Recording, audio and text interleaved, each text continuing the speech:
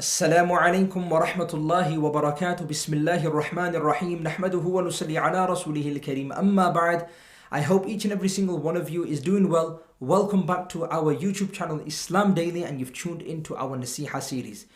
Before I go on, very quickly, I want to say a massive, huge Jazakallah and thank you to each and every single one of you for your love and support that you've been showing this project and our YouTube channel. Jazakallah from the bottom of my heart to each and every single one of you. Also, I just want your feedback, guys, inshallah, with regards to how are you finding the video quality, the audio quality, the editing, and also the setup. How's it looking? How's it feeling in terms of you watching it, you listening to it? Please let me know. Drop a comment section in the comment section below. Let me know your thoughts if there's anything that I can change. As you can see in today's video, I've changed the setting a little bit. Last week the setting was different. This week the setting is a little bit different. But please, inshallah, in the comment section below, please let me know of any ideas or anything that I could maybe change, and just your general feedback, inshallah. In today's episode of the Naseeha series, I'm going to discuss the importance of dua and a few things that are connected to dua, inshaAllah al-Aziz. So to begin with, I want to put a small little example to you guys. And the example is this. Imagine on a regular basis, we're knocking on our next door neighbor's door, and one day we're asking him for a loaf of bread, one day for some milk, one day for some eggs, then maybe a few days later for some beans, and then maybe the odd time here and there we've asked him for some toothpaste or a toothbrush, and then we've asked him for some money, and this is kind of happening on a regular basis. The end result would be that this person would kind of get fed up, and he will probably tell us that, look, I can't help you anymore.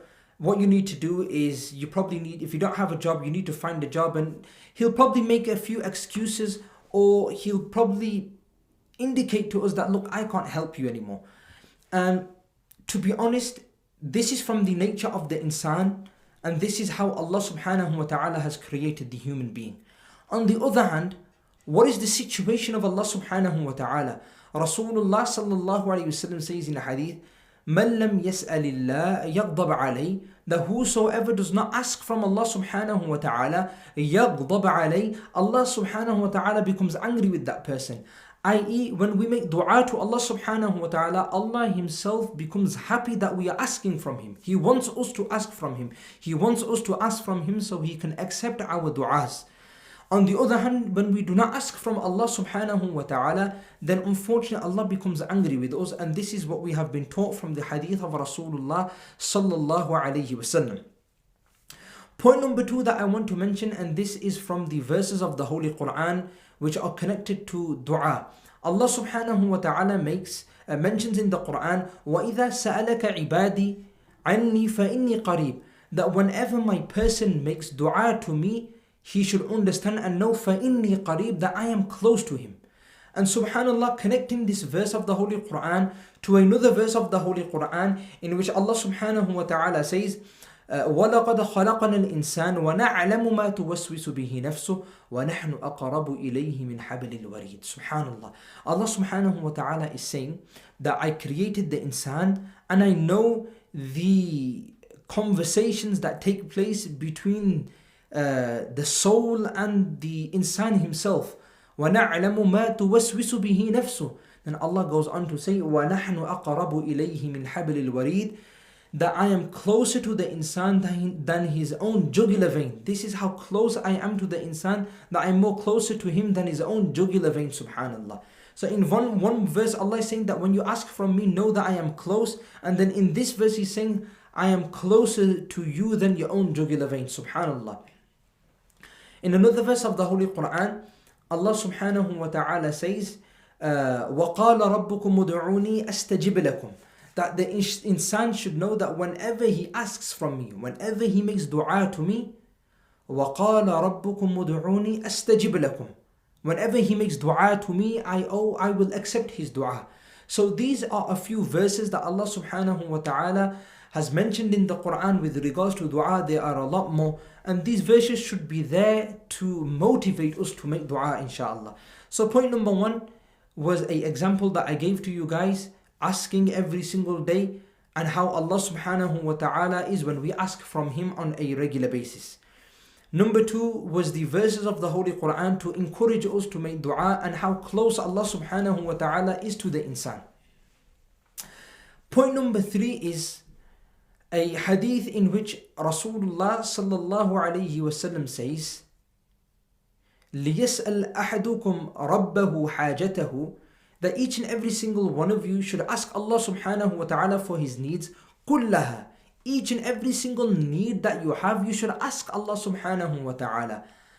حَتَّى يَسْأَلَ شِسْعَ نَعْلِهِ إِذَا انْقَطَعَ أو كما قال صلى الله عليه وسلم, to such an extent that you should ask Allah subhanahu wa ta'ala even when you have lost your shoelace, or your shoelace has got damaged, or something's happened to your shoelace. Do not hesitate and do not become embarrassed to ask Allah subhanahu wa ta'ala. So Rasulullah sallallahu is telling us here, guys, that be it something big or be it something small, we should always ask Allah subhanahu wa ta'ala. And that is linked back to the first thing that I mentioned, that Allah subhanahu wa ta'ala, He loves when the insan asks from Him. And this is what Rasulullah is indicating to, that whatever the need is, be it something small, be it something big, whatever it is, always ask from Allah subhanahu wa ta'ala. And what will we see in the return? One thing is, Allah will obviously grant us what we have asked, inshaAllah.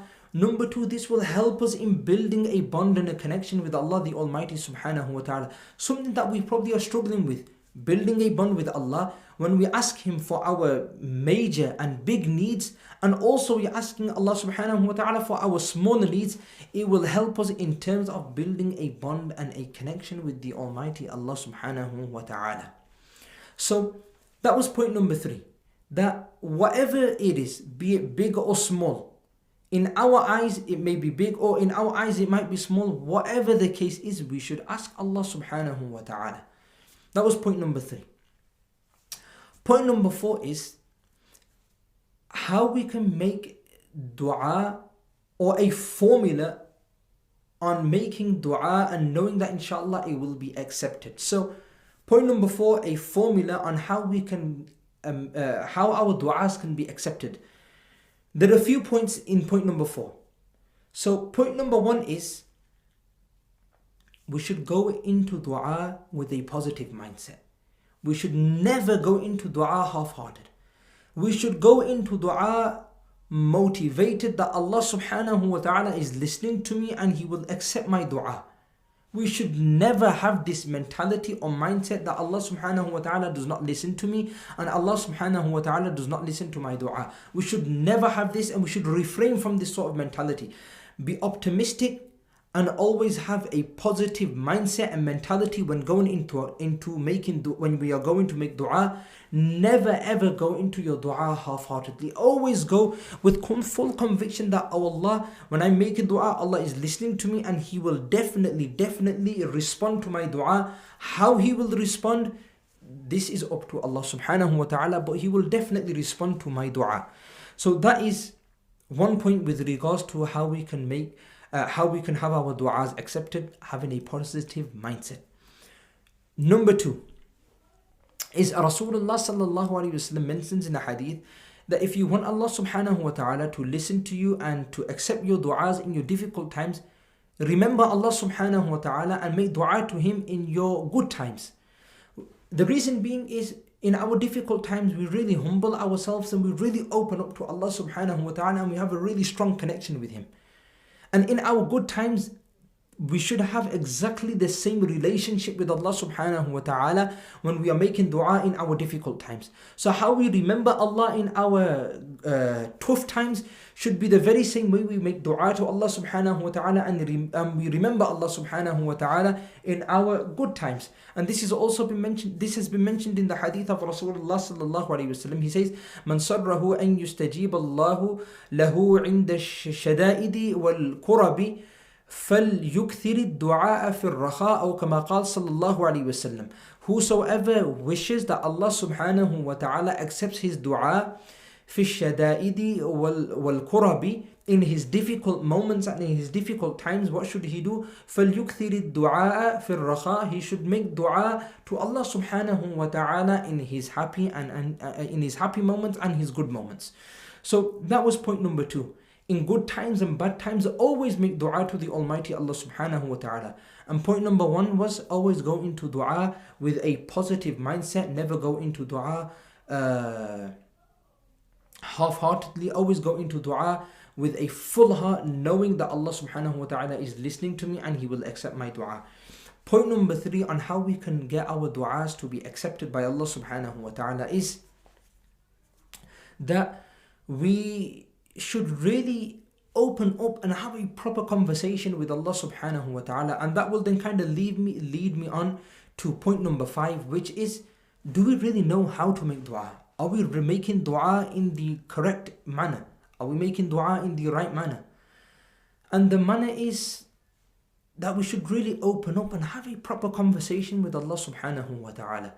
And we can understand this by the verses of the Holy Qur'an, and not just the verses from the entire surah, which is Surah Nuh, which is in the 29th juz, in which Nuh alayhi salatu wasalam is making dua to Allah subhanahu wa ta'ala, and he's really like opening up to Allah subhanahu wa ta'ala with the struggles that he is facing in terms of giving da'wah and bringing his nation to the oneness of Allah subhanahu wa ta'ala. He really opens up with Allah subhanahu wa ta'ala, and Allah subhanahu wa ta'ala then portrays this, and he puts this entire dua in the form of a surah in juz number 29 in Surah Nuh. So when we make dua, we should really open up to Allah subhanahu wa ta'ala and make our dua a conversation with Him.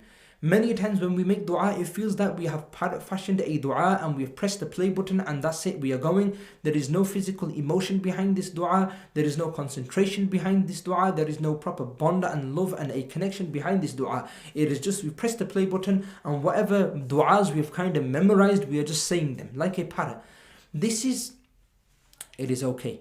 But an effective dua, a dua that will really change things and really bring out our emotions and really make us bond with Allah subhanahu wa ta'ala, when we really humble ourselves and we really open up with Allah, we really break ourselves down to Him and say, oh Allah, I'm really struggling with everything, and I'm really struggling with building a bond and a connection with you, and really open up and say, oh Allah, I've woken up today and I've already disobeyed you, oh Allah. You know better than me, Allah. I've struggled in reading Salatul Fajr every single day, and start your dua like this, and then you will see automatically a dua will form, and whatever duas you wanted to make, they will just automatically flow, and you will see a beautiful connection with Allah subhanahu wa ta'ala. And what this will do, it will encourage you to always make dua to Allah subhanahu wa ta'ala. So that was point number 5, which was connected to one of the points on how we can make a dua that is accepted by Allah subhanahu wa ta'ala. Point number 6 is that dua is also a form of worship and a form of ibadah. So you are asking Allah subhanahu wa ta'ala for your needs and for your wants. This will obviously be a dua, but also will be classified as a form of worship and ibadah. So you are hitting 2 birds with 1 stone. You are accomplishing 2 things, which number 1 is you are making dua, you're asking Allah for your needs, and number 2, this dua is also classified as a form of worship, subhanallah. The last and final point that I want to make is with regards to the etiquettes of dua. Do we have to make dua by raising our hands? Do we have to have wudu? Do we have to face the qibla? Do we have to praise Allah? Do we have to recite salawat and then make dua? These are all things that are desirable. From the etiquettes of dua, these are all the things that are desirable, guys. But they are not necessary. It's not necessary that we have to have wudu. It's not necessary that we have to raise our hands. It's not necessary that we have to praise Allah at the beginning, then recite salawat and then make dua. Dua can just be made without wudu. It can be made without raising the hands. It can be made without facing the qibla. It can be made whilst you're walking to work, whilst you're driving to work, whilst you're in the kitchen cooking. Dua can be made without wudu. And dua does not have to be physically made verbally. It can be made within the recesses of your heart, because Allah subhanahu wa ta'ala is listening. He's the all-knowing, the all-seeing, the all-hearing. So this again is another thing that should not put us off from making dua, that I do not need to have wudu, I do not need to face the qibla, I do not need to physically raise my hands. Imagine I'm driving and I want to make dua. It's difficult to physically raise your hands, it's difficult to face the qibla. So these are things that are good to do, but you do not have to do them, because there are certain times in your day when you cannot do those things. So this should also be a means for us to make dua to Allah subhanahu wa ta'ala on a regular basis. So I make dua to the Almighty Allah subhanahu wa ta'ala that we all benefit inshallah from these points. He used these words for me but not against me on the day of Yawm al-Qiyamah.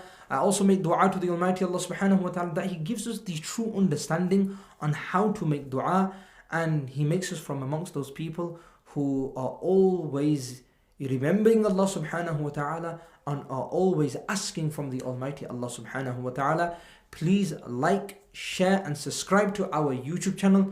Make sure you hit the bell notification as well, which will always notify you whenever we upload a video on this channel, bi'idhnillahi ta'ala. Also follow us, Islam Daily, on social media. We are on Facebook, we are on Twitter, we are on Instagram. Like our channel, share our channel with your friends and family so they can also benefit as well. My name is Muhammad Ali. Please remember me in your sincere du'as. Remember this beautiful project in your sincere du'as. And I will see you guys in the next episode, inshallah al-aziz.